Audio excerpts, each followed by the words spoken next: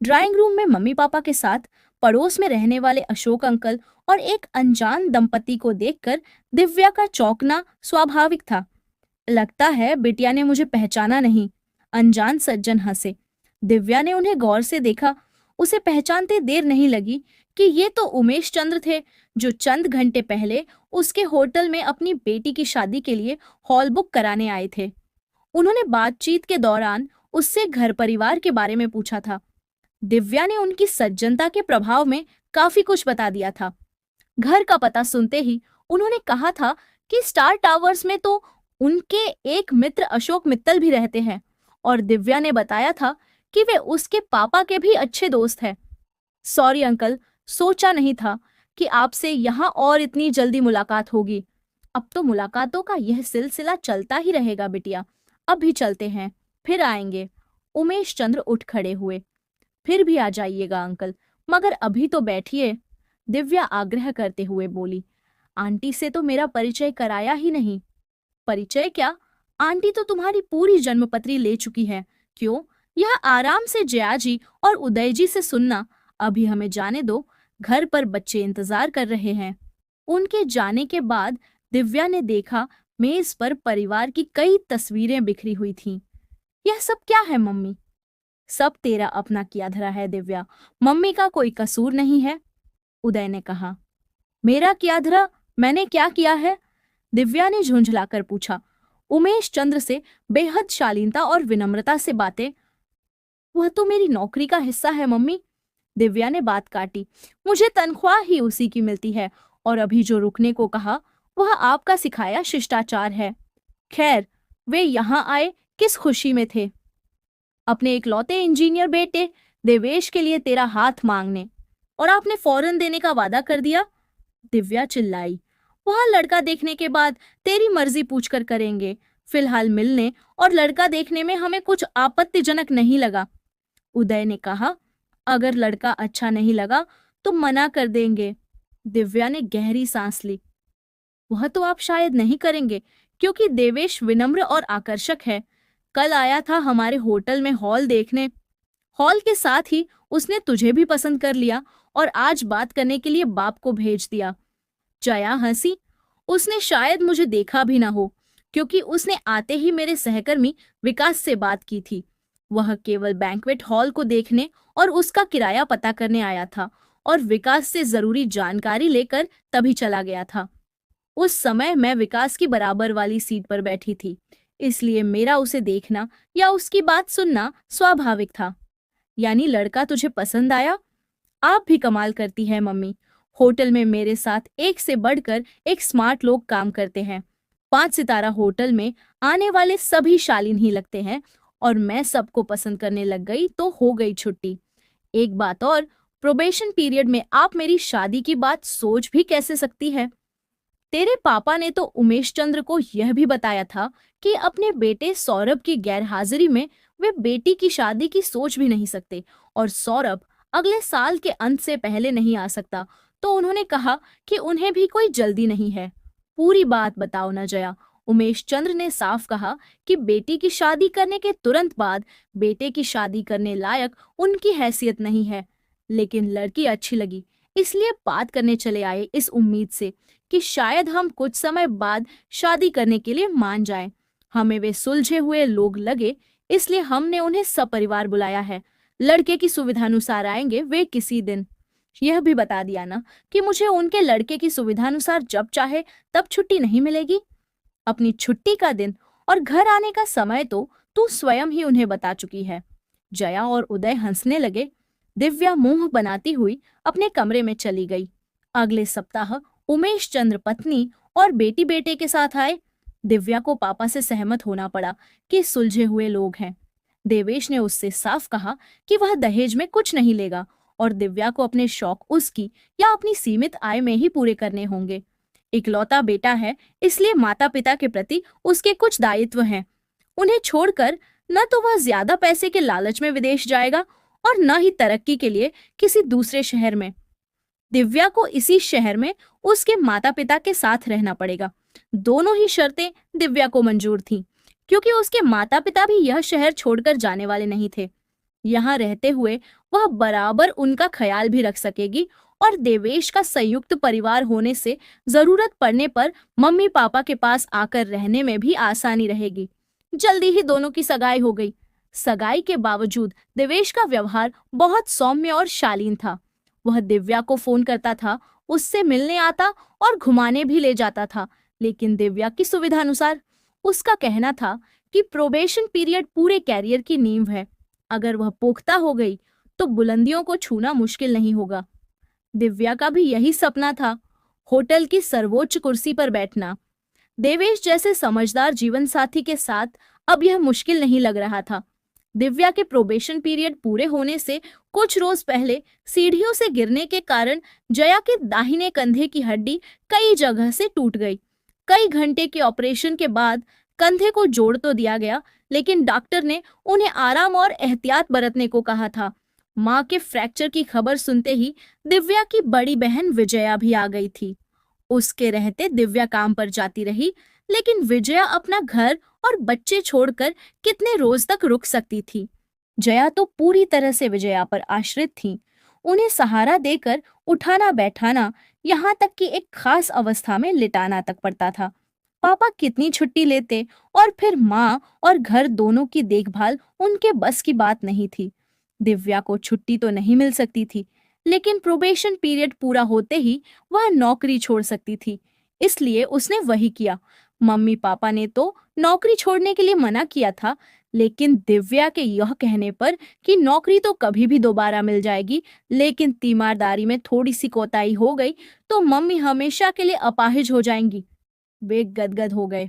सौरभ और विजया ने भी उसकी बहुत तारीफ की और आभार माना, लेकिन देवेश यह सुनते ही कि उसने नौकरी छोड़ दी है, बुरी तरह भड़क गया। किसने कहा था तुम्हें लगी लगाई बढ़िया नौकरी छोड़ने के लिए? मेरी अंतरात्मा ने अपनी मम्मी के प्रति जो मेरा कर्तव्य बोध है, उसने। कर्तव्य केवल तुम्हारा ही है, तुम्हारे बहन भाई या पापा का नहीं।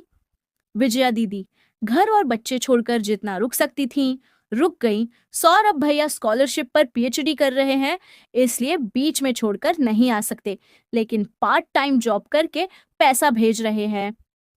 तो उस पैसे से तुम्हारे पापा मम्मी के लिए ट्रेंड नर्स क्यों नहीं रखते? देवेश ने बात काटी। नर्स तो है ही देवेश, लेकिन उस पर नजर रखने और मम्मी का मनोबल बनाए रखने के लिए परिवार के किसी सदस्य का हरदम उनके साथ रहना जरूरी है, और फिलहाल यह काम मैं ही कर सकती हूँ। 5 सितारा होटल की नौकरी छोड़कर नौकरी छोड़ने से पहले किसी से पूछा तो होता? जरूर पूछती। अगर कोई गलत काम कर रही होती तो मम्मी के बिल्कुल ठीक होने के बाद फिर नौकरी तलाश कर लूंगी। वैसे ये होटल भी दोबारा ज्वाइन कर सकती हूँ, लेकिन उसी पोजीशन और तनख्वाह पर जिस पर तुम कल तक थी। देवेश ने तल्ख स्वर में कहा। अगर 6 महीने के बाद भी ज्वाइन किया तो लॉन्ग रन में जानती हो कितने का नुकसान होगा। दिव्या का मन एक अजीब से अवसाद से भर उठा। कमाल का आदमी है, मानवीय संवेदनाओं को पैसे से तौल रहा है। लेकिन वह कुछ बोली नहीं।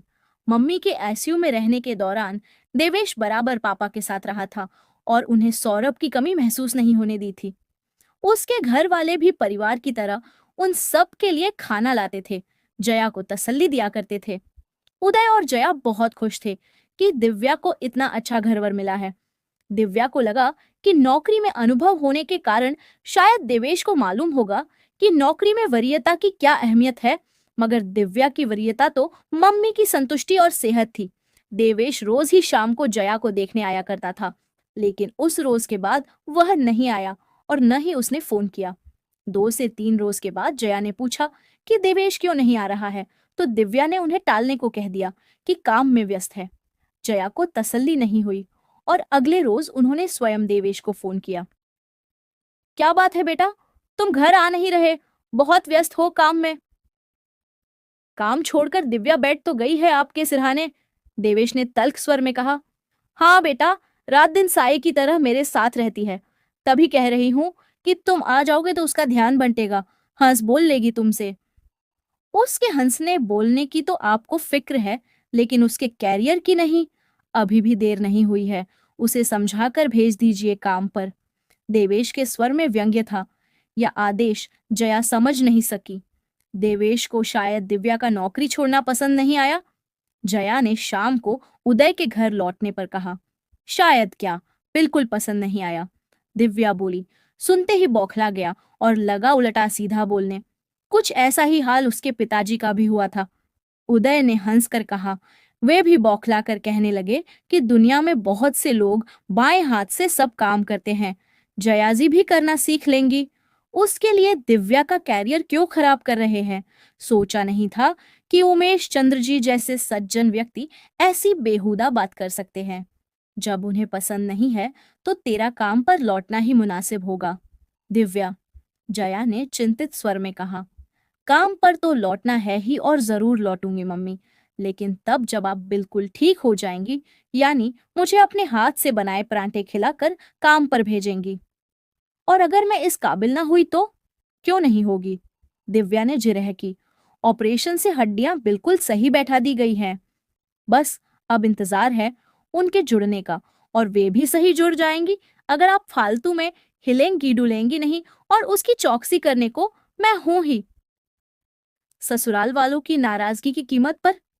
वे अभी मेरे ससुराल वाले नहीं हैं मम्मी, और न ही फिलहाल उन्हें मेरे व्यक्तिगत मामलों में हस्तक्षेप करने का हक है।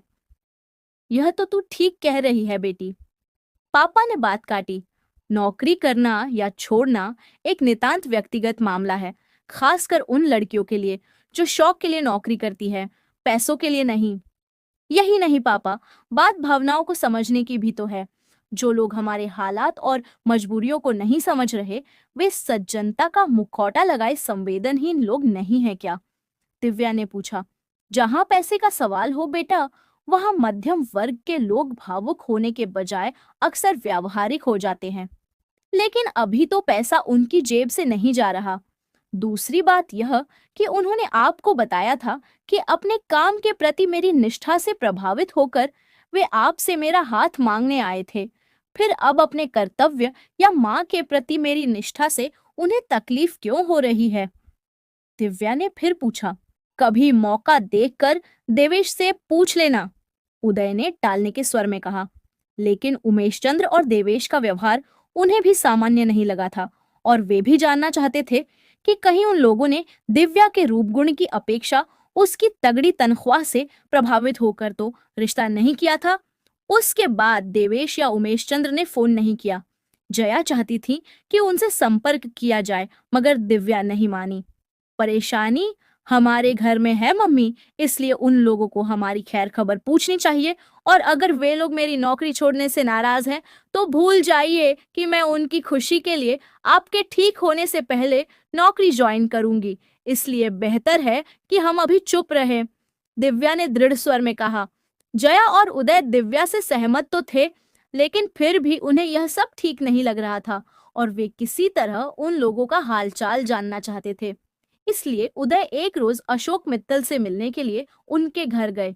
कुछ देर अशोक से इधर उधर की बातें करने के बाद उन्होंने उमेश चंद्र का जिक्र छेड़ा। यार क्या बताऊं, कंधा तो भाभी जी का टूटा, मगर उम्मीदें और दिल उमेश के परिवार के टूट गए। अशोक ने गहरी सांस लेकर कहा। असल में अपने मध्यम वर्ग को आदर्शवादी बनना रास नहीं आता। ईमानदारी से नौकरी करते हुए उमेश ने बच्चों को हैसियत से बढ़कर उच्च शिक्षा दिलवाई। लड़की की शादी में खर्च भी दिल खोलकर किया, और यह फैसला भी किया कि लड़के की शादी में दहेज नहीं लेगा, किसी अच्छी नौकरी वाली लड़की को ही बहू बनाएगा। देवेश भी अपने व्यवसाय के प्रति समर्पित लड़की से ही शादी करना चाहता था, ताकि घर में माँ की सत्ता बरकरार रहे और बीवी की तगड़ी तनख्वाह भी आती रहे। दिव्या से मिलने के बाद परिवार को अपना सपना साकार होता लगा, लेकिन भाभी जी ने अपने कंधे के साथ ही उनका सपना भी चकनाचूर कर दिया। भाभी जी का कंधा तो खैर सही इलाज से जुड़ गया है, मगर उमेश के परिवार के सपने जुड़ने में समय लगेगा। वह क्यों?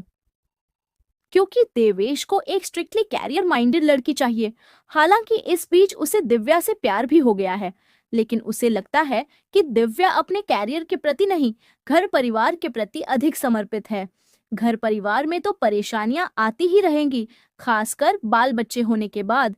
इसलिए दिव्या जब तक छुट्टी लेकर या तो अपनी तरक्की के अवसर खराब किया करेगी या नौकरी छोड़ दिया करेगी। और यह देवेश की तिकड़मी योजनाओं के अनुकूल नहीं है। उदय ने बात काटी। बिल्कुल, मैंने समझाया है कि यह कोई ऐसी गंभीर समस्या नहीं है। प्रभुत्व वाले पद पर पहुंचने के बाद हर कोई प्रैक्टिकल हो जाता है। दिव्या भी हो जाएगी, वह मेरी इस बात से तो सहमत है। देवेश हो सकता है सहमत हो, लेकिन दिव्या जैसी संवेदनशील लड़की प्रैक्टिकल होते हुए भी कभी भी देवेश जैसे हृदयहीन व्यक्ति के तिकड़मी विचारों से सहमत नहीं होगी और न ही तालमेल बिठा पाएगी। उदय ने घर लौटते हुए सोचा, और इसके लिए मैं और जया कभी भी उस पर दबाव नहीं डालेंगे। दोस्तों, अगर आपको हमारी कहानी पसंद आई हो तो कमेंट करके जरूर बताइए। वीडियो को लाइक करें और ज्यादा से ज्यादा शेयर करें। अगर आप चैनल पर नए हैं तो सब्सक्राइब जरूर करें और हाँ, नोटिफिकेशन बेल को दबाएं ताकि अगली अपडेट सबसे पहले आपको मिले। धन्यवाद।